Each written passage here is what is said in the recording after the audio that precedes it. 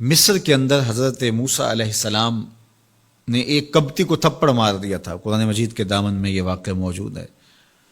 تو آپ کی جلالت اور آپ کے زور کی تاب نہ لاتے ہوئے وہ وہیں ڈھیر ہو گیا اور اس کی موت واقع ہو گئی۔ تو مصر کے حالات کشیدہ ہو گئے اور حضرت موسیٰ علیہ السلام کو مصر چھوڑنا پڑا۔ تو وہ شہر مدین کی جانب جا رہے تھے کہ راستے کے اندر ایک کنواں تھا، وہاں کچھ لوگ اپنے جانوروں کو پانی پلا رہے تھے۔ تو حضرت موسیٰ نے دیکھا کہ دو پردہ دار خواتین ہیں، وہ اپنے جانوروں کو ایک سمت لیے کھڑی ہیں۔ سمجھ گئے کہ مردوں کے ہجوم میں آنا نہیں چاہ رہی، ان کا حیا مانے ہے۔ تو آگے بڑھے اور ان کے جانور ہانکے اور ان کو سیراب کیا اور پھر ان کی جانب ہانک دیے۔ وہ واپس گئیں اور اپنے والد بزرگوار سے کہا کہ ایک سال نوجوان جس کی آنکھوں میں شرم و حیا تھا، اس نے ہمارے ساتھ یہ مہربانی کی۔ تو ان کے والد گرامی نے کہا کہ جاؤ اس کو بلا کے لاؤ۔ قرآن مجید میں اس کا ذکر کیا گیا۔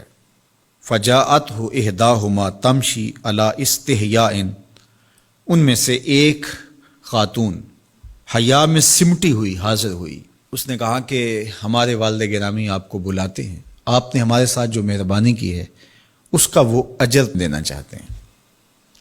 تو حضرت موسیٰ علیہ السلام ان کے ساتھ چلے گئے، اور جب گئے تو یہ گھر تھا حضرت شعیب علیہ السلام کا، اور یہ صاحبزادیاں حضرت شعیب علیہ السلام کی تھیں۔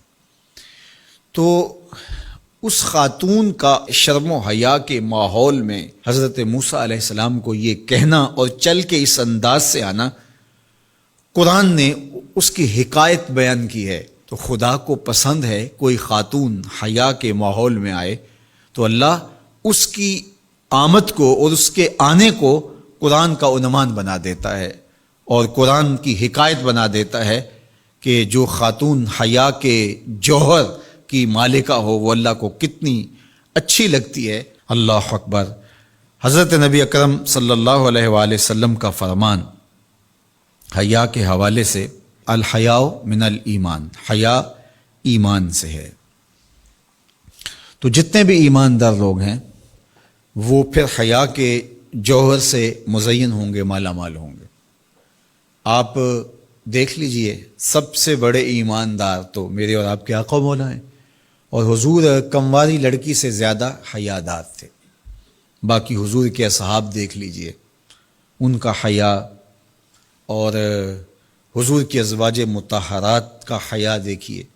ام المومنین حضرت عائشہ رضی اللہ تعالی عنہا فرماتی ہیں کہ حضور کا جب وصال ہوا اور حضور میرے حجرے میں دفن ہوئے، تو میں جب حضور کی قبر انور پہ جاتی تو معمولی چادر اوڑھ کے چلی جاتی، اس خیال سے کہ میرے شوہر ہیں۔ پھر حضرت ابوبکر صدیق رضی اللہ تعالیٰ عنہ کا وصال ہوا تو وہ بھی ساتھ دفن ہو گئے، تو میں پھر بھی اسی حالت میں جاتی، اور میں سوچتی کہ ایک میرا شوہر ہے اور دوسرا میرا والد ہے۔ کہا پھر حضرت عمر رضی اللہ تعالیٰ عنہ کا انتقال ہوا اور وہ بھی ساتھ مدفون ہوئے۔ تو حضرت ام المومنین فرماتی ہیں کہ اب جب میں جاتی تو میرا جانے کا انداز مختلف تھا۔ فواللہ ما دخلت الا وانا مشدودۃ علی ثیابی حیاء من عمر۔ کہا اب جب بھی میں جاتی تو خوب اوڑھنی اوڑھ کے اور چادر لے کے جاتی، مجھے عمر سے حیا آتی۔ یہ ام المومنین کا انداز زندگی ہے۔ مخدرات اسلام کو اس سے سیکھنا چاہیے۔ جو قبر میں دفن ہیں ان سے بھی یہ حیا کریں، جو مومنوں کی ماں بھی لگتی ہیں۔ اور آج یہ دلائل دیے جائیں کہ پردہ تو جناب دل کا ہوتا ہے، چہرے کا پردہ تو نہیں ہے۔ باقی کسی کو اپنی آنکھ میں شرم پیدا کرنی چاہیے۔ عورت کو کیا ضرورت ہے کہ وہ اپنے آپ کو ڈھانپ کے رکھے؟ اب ام المومنین کا عمل یہ ہے کہ فرماتی ہیں کہ میں اپنے آپ کو خوب سمیٹ کے جاتی حیاء من عمر۔ عمر قبر میں ہیں لیکن ام المومنین فرماتی ہیں مجھے پھر بھی حیا آتی۔